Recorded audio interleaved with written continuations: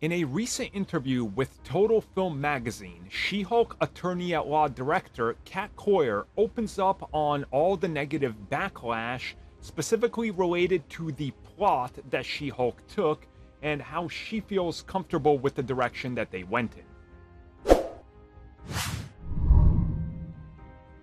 It's safe to say that the direction of She-Hulk has been polarizing, right? It has people that really love it, it has people that are in the middle on it, and it has people that absolutely hate it. And it seems like that the negative side is always super vocal. So speaking with Total Film and responding to complaints about the criticism in relation to the plot, the different direction that they took with the series, breaking the fourth wall, and dealing with so many things all over the place in the MCU, the director had a response, and she said that she feels like that this show had to convey the sense of reality while also doing the insane superhero stuff.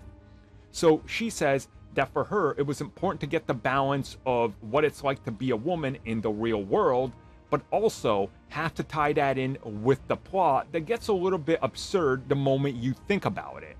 So you have to get to know the characters, but at the same time, you have to have things driving the plot forward, not just for She-Hulk, but also for the entire MCU.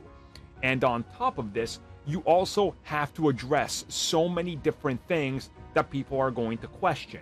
From cameos to She-Hulk to the bigger Marvel universe, to why exactly you decided to put all of this into a comedy. And she teases the bigger conflict that's coming at us going forward in terms of the series, but also what exactly happens going forward with She-Hulk.